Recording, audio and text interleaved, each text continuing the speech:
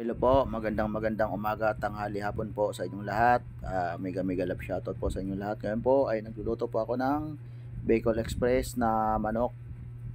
So ngayon ay hindi ko na siya ginisa sa mantika, ginisa ko na pinagsabay-sabay ko na lang siya luya, sibuyas at bawang. So ayun guys, kailangan halo-haloin muna natin 'yan, syempre. At ngayon po ay unang ano po 'yan, unang gata pa lang po 'yan. Ayun. So ngayon naman guys ay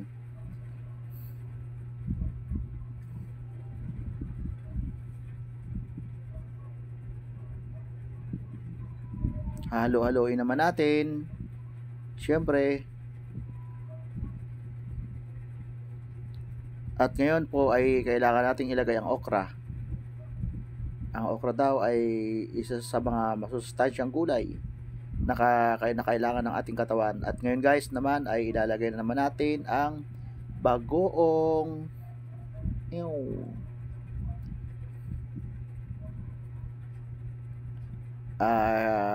saktong-sakto na lang po yan, hindi na kailangan lagyan pa ng asin. At ngayon naman guys ay ilalagay natin ang sigarilyas. Wow, ayun, nalaglag tayo, diba?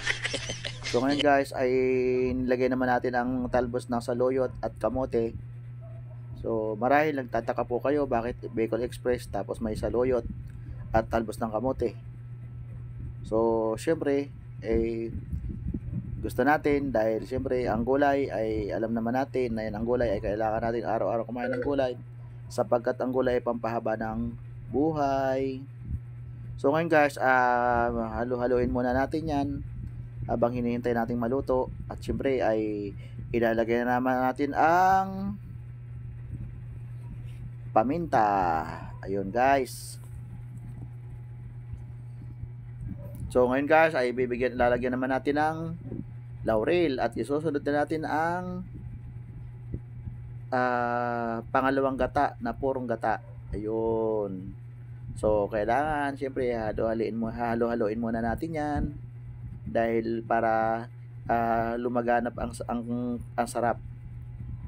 At ngayon guys ay nakalimutan ko pa rin syempre yung bitchin, kaya ang huli ko na nailagay ang bitchin. So ngayon guys, halo-haloin naman natin 'yan syempre.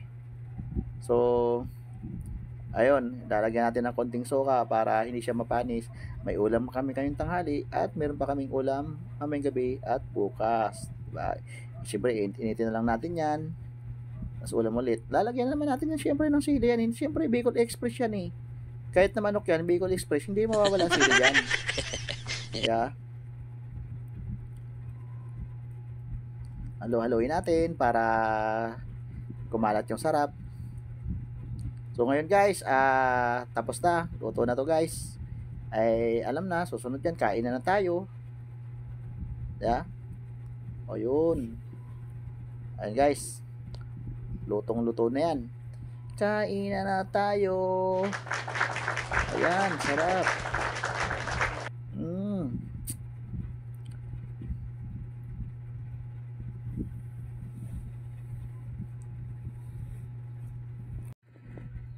Ayun, sarap ng sili niyan.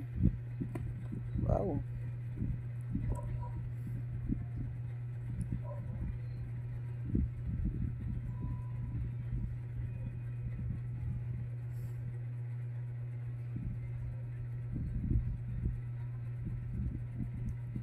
Yum yum.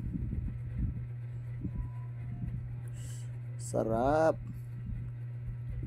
Sarap naman ito. Mauubos din kita. Ayan. Ayun, malapit na.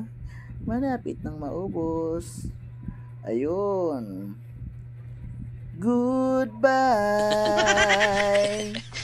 Paano na aking mahal?